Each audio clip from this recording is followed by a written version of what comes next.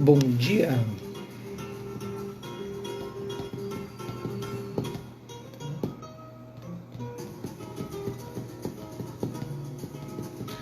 Bom dia, Fran. Bom dia, Rúbia. Oi, Raniel, Andrés, Jéssica. Começando com... Oi, Mauro, Úrsula, Rossana, com Baden Powell. Esse, Adriana, bom dia. Catherine. Esse dispensa apresentações. Quem não conhece Baden Powell, não conhece o Brasil. Baden Powell foi uma figura para o violão brasileiro. Bom dia, Carolina. Tocou junto com Vinícius, fizeram músicas sensacionais. Ele inovou no violão, com essa batida totalmente brasileira, assim. Depois, claro, surgiram outros, né? O Diamandu surge depois, assim, mas é com uma outra batida, uma batida mais regional, assim, mas começa com a coisa latina, assim, né? Que gaúcho, ele é gaúcho do Passo Fundo, eu também sou. Bom dia, Karen. Mas o Baden Powell é isso aí, ó. Essa batida que só ele tem. Tinha outro que tinha uma batida parecida também, que era o Rafael Rabelo. Bom dia, Fernando. Rafael Rabelo tem uma música junto com o Ney Matogrosso, que é maravilhosa. Eles tocam uma música do Cartola, cantada pelo Ney, tocada pelo Rafael Rabelo. A música popular brasileira é lindíssima. Bom dia, Mai. É uma riqueza. Eu sou apaixonadíssimo pelo MPB, eu passo o dia inteiro escutando. Estou trabalhando e estou escutando. Só MPB, o dia inteiro. Então tá, gente, feito esse comercial da MPB brasileira. MPB brasileira, óbvio, né? Vamos lá. Deixa eu ver aqui. Então, a gente está lendo, para quem está chegando aí, a gente está lendo seguindo as pegadas do Buda, pela visão do Thich Nhat Hanh, esse mestre vietnamita, editora Bodh Gaya, que é aqui do sul, do Rio Grande do Sul, pelo Zen também, budista, tradutor Enio Burgos. Enio Burgos ele tem livros escritos que ele escreveu sobre o budismo, também vocês procurem na editora Bodh Gaya. É um professor, assim, um estudioso, e tem muitos livros. E vocês adquiram esse aqui, né? Entrem lá no site da Bodh Gaya. Eu não estou ganhando nada com isso, gente, porque é para difundir mesmo, né, o Dharma. Eu pedi autorização para ele. Bom dia, Rosa. Eu pedi autorização para ele para ler o livro, né? E ele me autorizou. Tá. Então é isso. Então a gente está onde? A gente está agora no capítulo 20. O Siddhartha, agora o Buda, né? Então o Buda ele ainda está com as crianças. Hoje é o último capítulo que ele fica com as crianças. Ele tá sendo cuidadoso para sair daquela sanga mirim que ele desenvolveu ali, né? Ele tem todo o cuidado, assim, né? Ele não simplesmente abandona, né? Então ele vai ter mais uma conversa com eles ainda, né? Que é hoje uma última conversinha. Inclusive essa conversa, a Úrsula esse dia me perguntou sobre se teria leitura para as crianças. Eu não tenho um viés muito voltado para as crianças, porque vocês já viram que minha fala um pouco, ela acaba sendo um pouco complexa, assim. Eu sou fissurado por crianças, vocês sabem disso, né? Os que me conhecem, né? Mas eu não tenho um diálogo assim que eu consiga, enfim, acessar tão dessa forma. Então eu não sei livros que tem para crianças sobre budismo, eu posso pesquisar. Mas esse capítulo aqui, Úrsula, e quem tem criança, Maria Goretti, a filha dela não é criança, né? Ela tem já 12 anos, assim, mas esse capítulo, não, mas serve.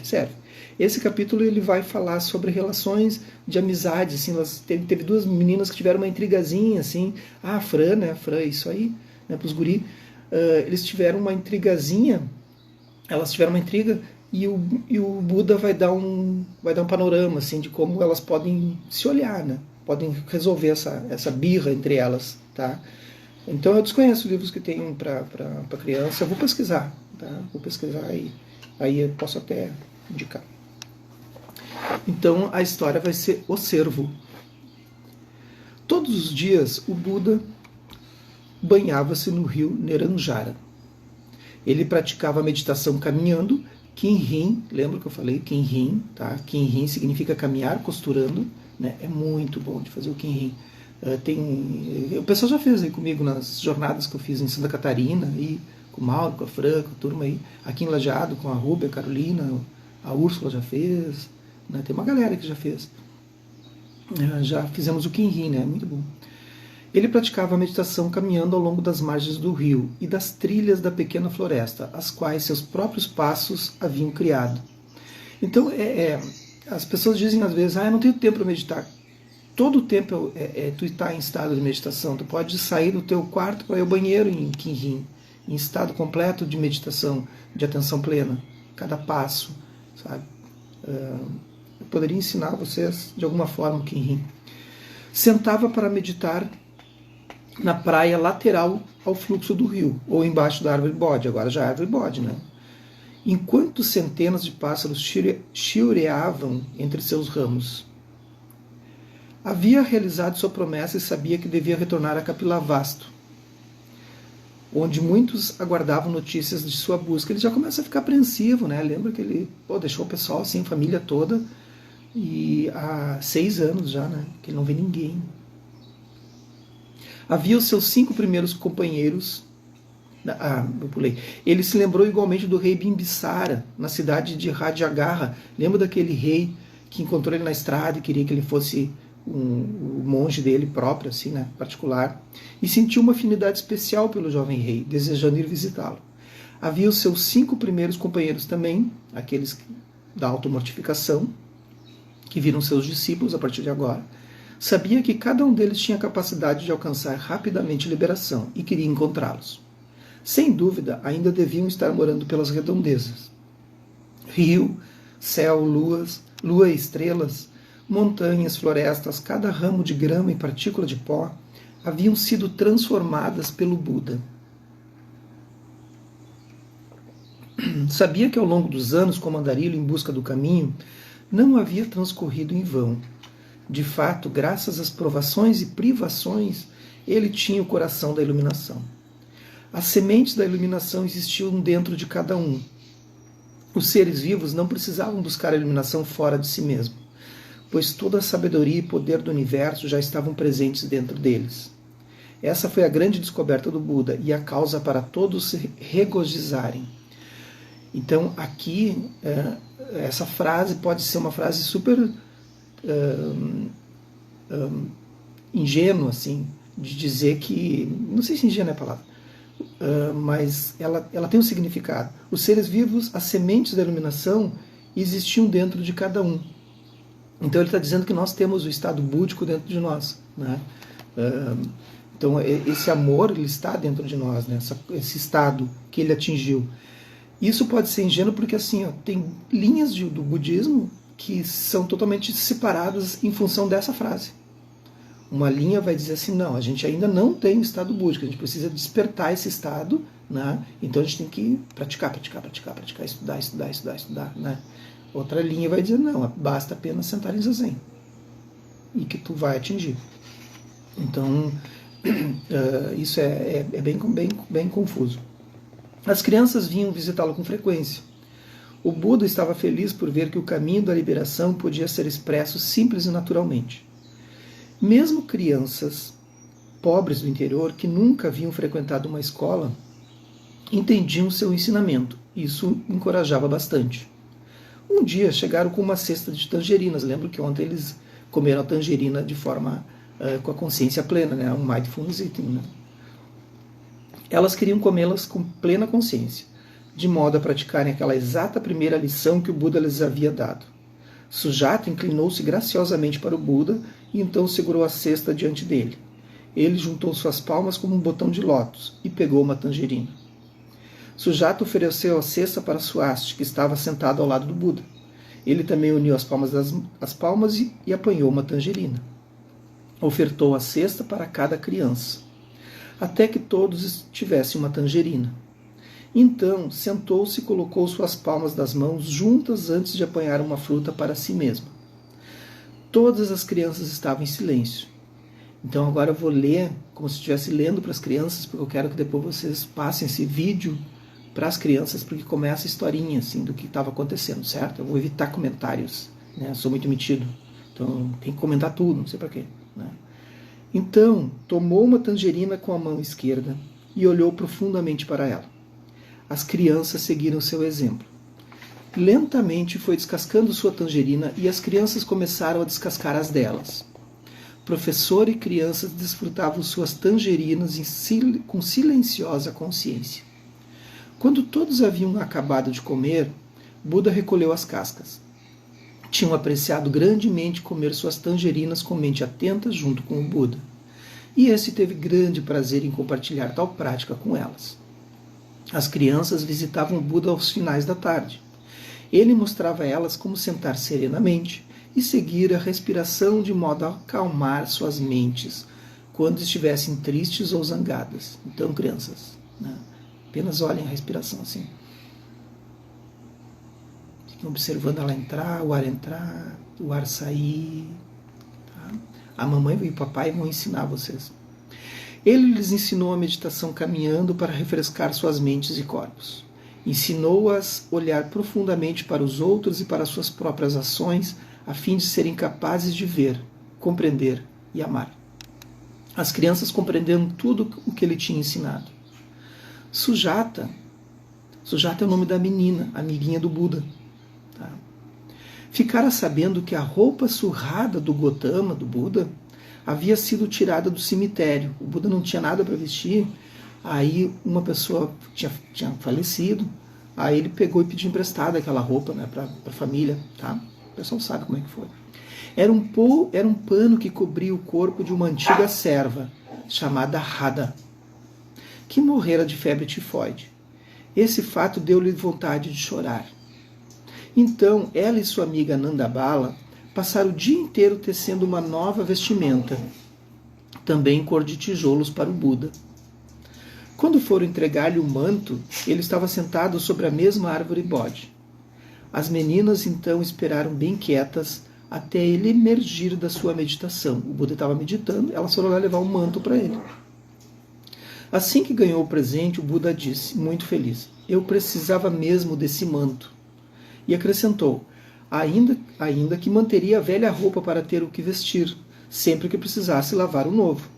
As duas meninas privadamente combinaram de tecer mais um manto para o Siddhartha, o quanto antes. Queridas elas, né?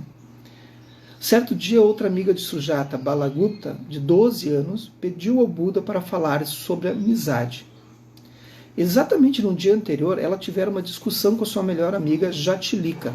Então, a Balagupta e a Jatilika, olha os nomes, Jatilika, tá? É que é lá na Índia, né? Daí os nomes são diferentes, guris.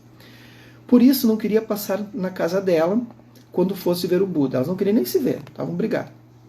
A Balagupta só concordou em fazer isso depois de muita insistência da Sujata. Jatilika, por sua vez, aceitou juntar-se ao grupo, porque Sujata estava ali. Então tinha uma amiguinha, juntou as outras duas amiguinhas que estavam brigadas, tá? Para ir lá falar com o professor, com o Buda. Quando chegaram na árvore bode, as duas sentaram-se bem afastadas uma da outra, sabe? Uma aqui, outra lá, assim, não quero nem te ver.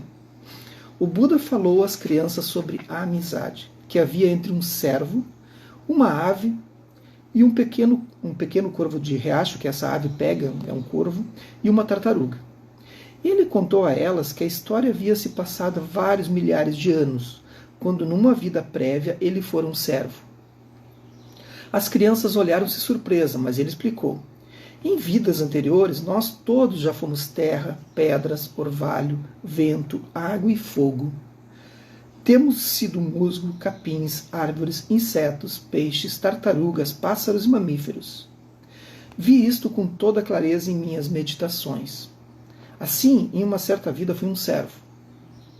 Um cervo, né? Um cervo. É algo absolutamente comum. Também posso lembrar-me de uma vida em que fui uma rocha, entalhada no pico de uma montanha, e de outra que eu fui uma ameixeira. É assim com cada um de vocês. A história que vou lhes contar é sobre um cervo, uma ave, uma tartaruga e um caçador. Talvez uma de vocês tenha sido a ave, a outra a tartaruga. Aí ele já começa a fazer as crianças ficarem atentas. Crianças, né? Agora, hoje é para as crianças, tá? Vocês já sacaram a história. Então, vê quem é que vocês são na história. Se vocês são a ave, a tartaruga, né?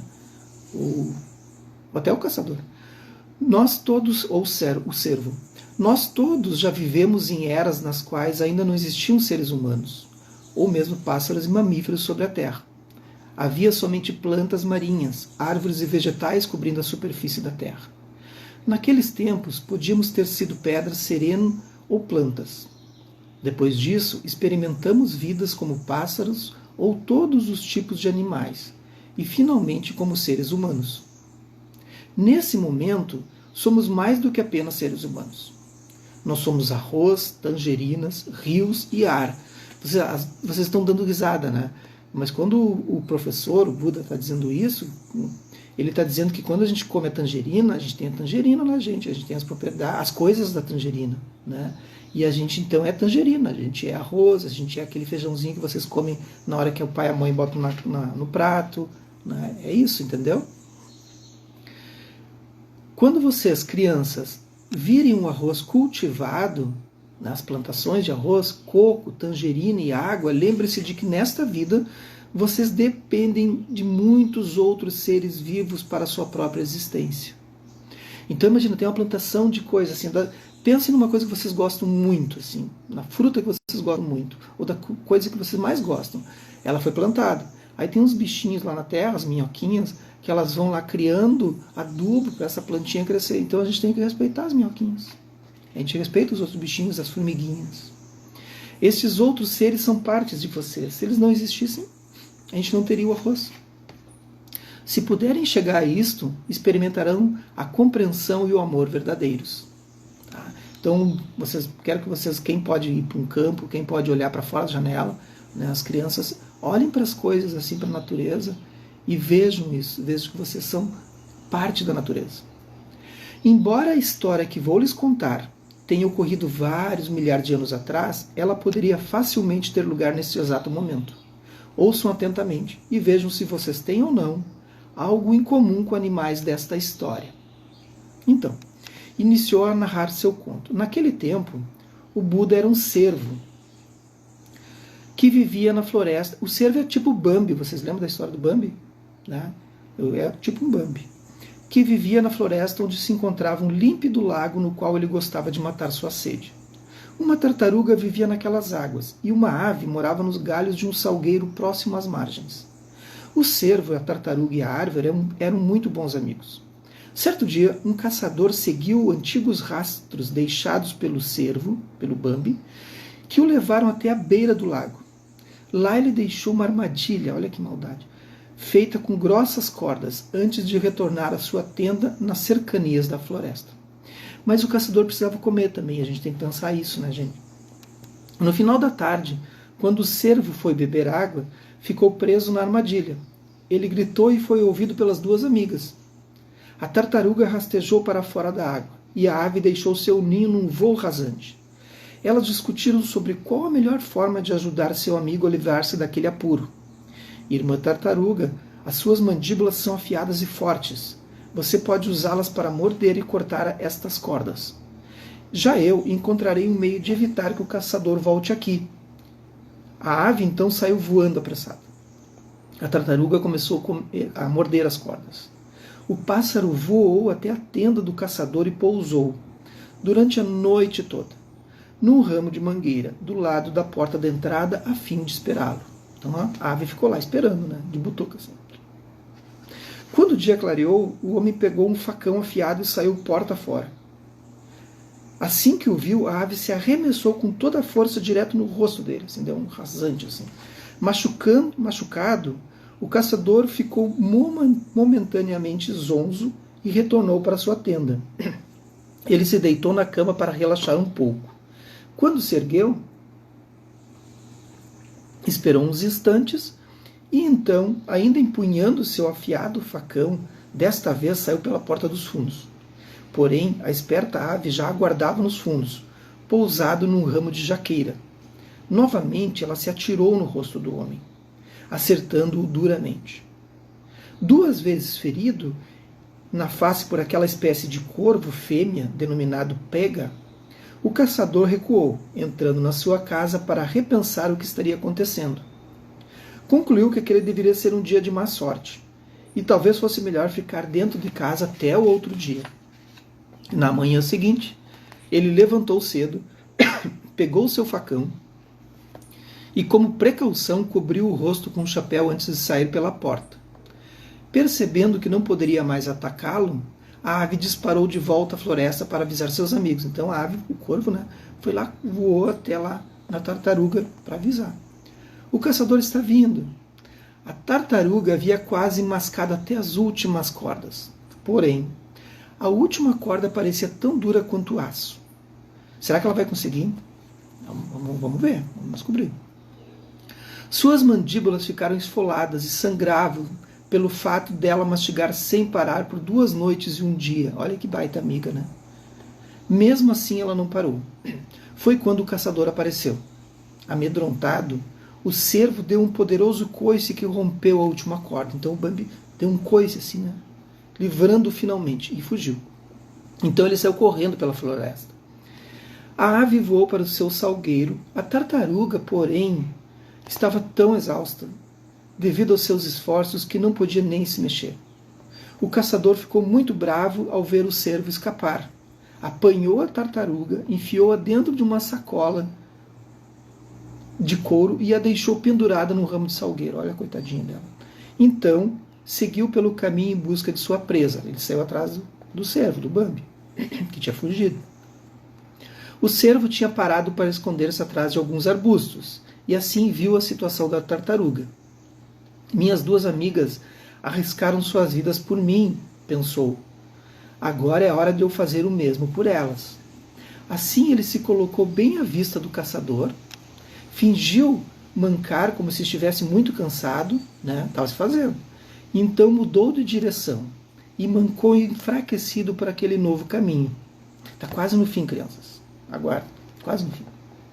O homem pensou: o cervo está quase sem forças. Vou segui-lo e logo matarei com meu facão. O caçador perseguiu-o cada vez mais fundo dentro da floresta. O cervo escapava, mas fazia com que seu corpo ficasse sempre quase ao alcance do algoz, né, do caçador, atraindo-o. Então o Bambi queria que ela ficasse mais longe, né, que o caçador ficasse mais longe da tartaruga lá, para a ave ir lá e salvar ela. Quando estavam suficientemente longe do lago, o animal de repente saiu correndo, saiu em disparada até ficar totalmente fora da vista do caçador. Ele despistou as suas pegadas e então retornou ao lago.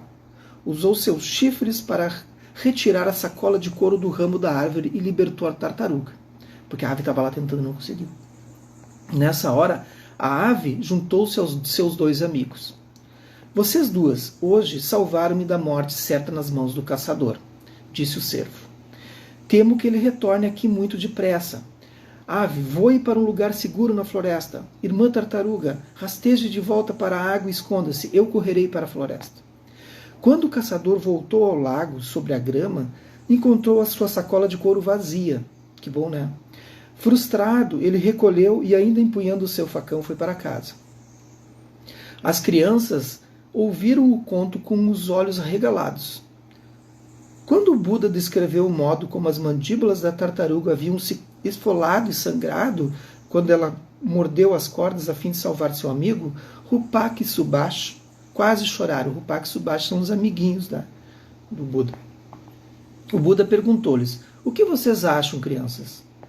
Há muito tempo fui um cervo. Alguma de vocês por acaso foi a tartaruga? 4 crianças ergueram as mãos, incluindo a Sujata. Disseram: eu fui a tartaruga. O Buda então continuou: e quem entre vocês foi a ave? Quem é que levantou a mão? Swasti levantou sua mão, e as 2 meninas, lembra as 2 meninas que estavam brigadas? A Jatilika e a Balagupta? Elas 2 levantaram a mão e disseram que elas foram a ave, uma outra vida. Elas se identificaram com a ave. Elas quiseram ser a ave. Aí a Sujata, aquela amiga delas que juntou as 2 para ir lá falar com o Buda, para terminar com a briguinha delas, olhou para cada uma, para uma e para outra. Se ambas foram a ave, isso faz de vocês uma só pessoa. Qual o benefício para uma ave estar brigada com outra ave? Nossa amizade não pode ser como a da ave, da tartaruga e do cervo? Então a gente tem que aceitar as diferenças, entende? A gente olha para as outras pessoas e vê a gente ali. Nós somos todos iguais. Balagupta, uma das meninas, levantou-se, caminhou até a Jatilika e pegou a mão da amiga com as 2 mãos. Jatilika puxou Balagupta para os seus braços e então inclinou-se para preparar um lugar para ela se achegar. Elas se sentaram bem juntinhas. O Buda sorriu. Vocês, crianças, entenderam bem a história. Lembre-se de que contos assim como este, que recém-narrei, estão ocorrendo o tempo todo, cotidianamente em nossas vidas. Então, gente, né, o Buda não era bobo, né? Ele traz o ensinamento de acordo com o nível de percepção de quem está ali, entendeu? E ele vai fazer isso ao longo de 45 anos. Ele vai trazer as histórias, os ensinamentos, dependendo de onde ele está, para as pessoas poderem entender. Esse é o grande jogo, assim, o grande pegada do Buda. Amanhã, capítulo 21, o Lago de Lótus, o Buda vai abandonar essa floresta, né? Ele deixa essas crianças e ele vai então em busca agora de passar os ensinamentos. Ele vai encontrar os 5 amigos, ele vai encontrar o rei, vai encontrar essas pessoas. Aí começa a epopeia, né? Começa o épico assim, da história, assim, dele ensinando. Tá? Esse é o seu negócio. E a Serena tá ali esperando eu ir dar comida para ela. Vou mostrar para vocês a Serena. Ela tá lá, ó. Vocês conseguem ver? Olha. Já vou, Serena. Ela fica esperando, me ouvindo pacientemente, porque eu vou lá dar comida para ela. Gostaram? Então amanhã, hoje à tarde, às 18h45, live aqui no Face, meditação. A gente vai fazer uma prática de meditação live aqui no Face, gente. Eu estou no Instagram. Aqui no Insta, hoje às 18h45, no Insta, live de meditação, dia 26 de agosto. Ok? Que os méritos desse nosso encontro, dessa nossa prática, se expandam e toquem a todos. E que eu possa me tornar o caminho iluminado. Um bom dia para vocês. Leiam a historinha para as crianças ou mostrem o vídeo. Tá bem?